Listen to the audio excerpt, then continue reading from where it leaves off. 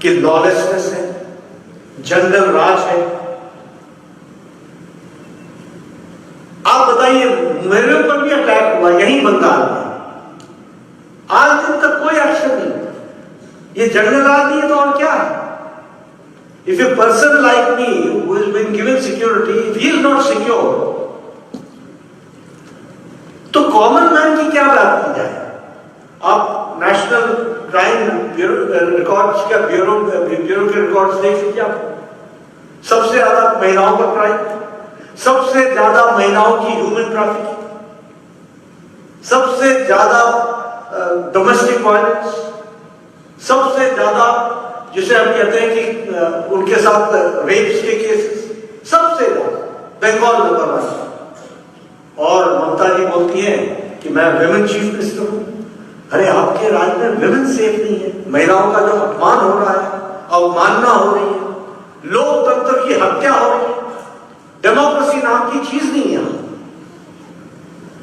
ये इलेक्शन होते हैं, लोग वोट देना चाहते हैं, वातावरण बनता है, लेकिन ये वहां पर रिगिंग करके, जिस तरीके से गुंडाइज्म करके, जिस तरीके से चुनाव के नतीजों को प्रभावित करते हैं, वो भी हमने देख लिया। और मैं तो कहूंगा कि बंगाल की अस्मिता और संस्कृति को एक नई ऊंचाई पर ले जाना है, और वर्तमान में इस नेतृत्व में बंगाल की अस्मिता को और यहाँ की संस्कृति को खतरा है, ये भी हमको ध्यान में रखना चाहिए। Am I speaking the correct thing? मैं सही बोल रहा हूं? जिस बात के लिए बंगाल जाना गया, मां दुर्गा करुणा की प्रतीक, शक्ति की प्रतीक, आज वही वो बेचारी हो जाए महिला, यह स्थिति आ जाए। आप बताइए कि आरजी कर से लेकर के जयनगर तक क्या नहीं हुआ, और तुष्टीकरण की राजनीति।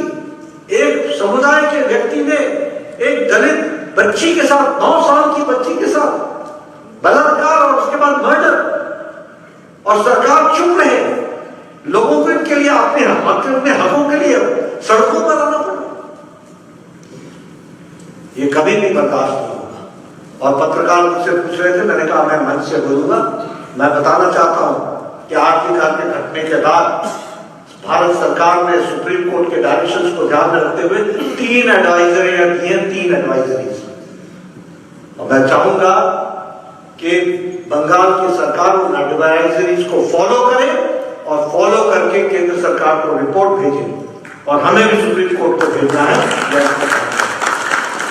और हमारे डॉक्टर जो स्ट्राइक पर हैं, वो किस बात के लिए? इसी बात के लिए तो है, उनकी सिक्योरिटी इज प्राइमरी।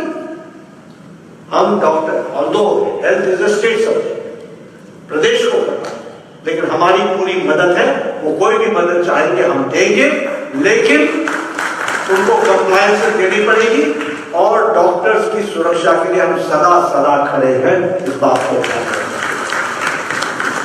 और मैं एक बात और बता दूं, ये तृणमूल कल्चर, ये थ्रेड कल्चर बन गया है, ये थ्रेड कल्चर, ये हुलिगनिज्म, ये गुंडाइज्म, ये कटबनी कल्चर, ये सारा कुछ तृणमूल कांग्रेस के साथ जुड़ा हुआ विषय है। और इसीलिए मैं चाहता हूं कि इस पर भी बंगाल की जनता मुंहतोड़ जवाब भी देगी, प्रजातांत्रिक तरीके से, डेमोक्रेटिक तरीके से, और इसको ठीक ढंग से इसका माकूल जवाब देने का प्रयास किया जाए। इस बात को उनको ध्यान में रखना पड़ेगा। मैं बहुत सी बातें आपसे कर सकता हूं, लेकिन आज मैं सिर्फ इतना ही कहना चाहूंगा।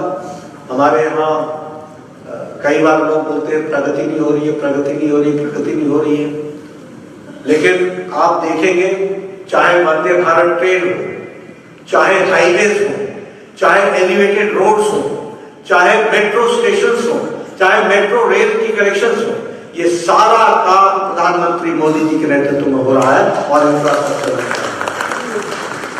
आप विकास न करें, ये आप जानो, लेकिन क्या all India institute of medical sciences Calcutta Kalyani को दिया है कि नहीं दिया है?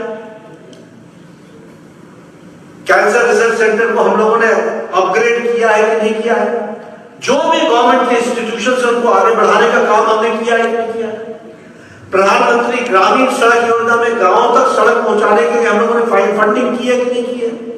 अभी 100 दिन के अंदर प्रधानमंत्री जी ने 1000 नए गांव के लिए फिर से सैंक्शन किया है ताकि कोई भी गांव ऑल वेदर रोड से पीछे न रहे।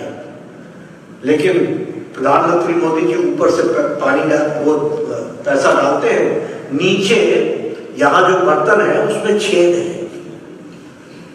तो वो जितना जाता है वो पॉकेट में जाता है, वो जमीन पर नहीं लगता है। आपने देखा यहां के मंत्रियों के घरों से क्या क्या निकला है, देखा है ना? तो ये और जेल में है कि नहीं है? ये लोग या तो जेल में है या बेल पर है या इंक्वायरी में है। तो इस तरीके की सरकार चल रही है।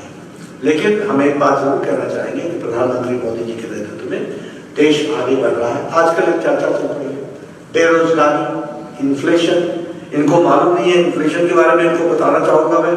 ये पढ़ते लिखते कम है, लेकिन मैं इनको थोड़ा सा जरूर बताना चाहूंगा। इन्फ्लेशन की अगर मैं बात करूं, सारी दुनिया का ग्रोथ रेट लो है, सारी दुनिया का इन्फ्लेशन रेट हाई है।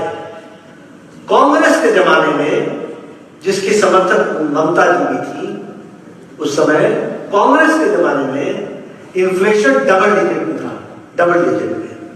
आज इन्फ्लेशन को हम लोगों ने 5 से नीचे रखा है। और जो हमारा ग्रोथ रेट है उसके बारे में मैं बताना चाहूंगा। ऑस्ट्रेलिया का ग्रोथ रेट 1.6% है। United states of America, America का ग्रोथ रेट 2.7% है। कनाडा का ग्रोथ रेट 1.2% है। जर्मनी का ग्रोथ रेट 0.7% है, 0.2% है, सॉरी। फ्रांस का ग्रोथ रेट 0.7% है।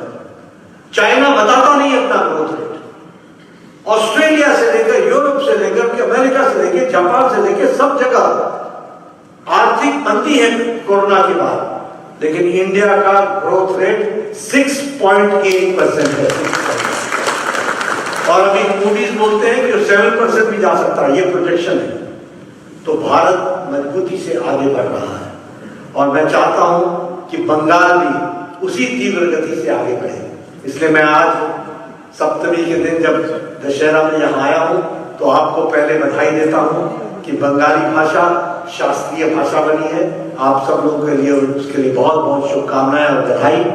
और मैं मां दुर्गा से ये प्रार्थना करता हूं कि जिस स्पीड से मोदी जी देश को आगे ले जा रहे हैं उसी स्पीड से बंगाल भी आगे बढ़े। और इसलिए आने वाले समय में यहाँ भी आप हमें आशीर्वाद दीजिए, हमें ताकत दीजिए। इन्हीं शब्दों के साथ बहुत बहुत धन्यवाद। আমাদের ভিডিও ভালো লাগলে লাইক এবং শেয়ার করুন।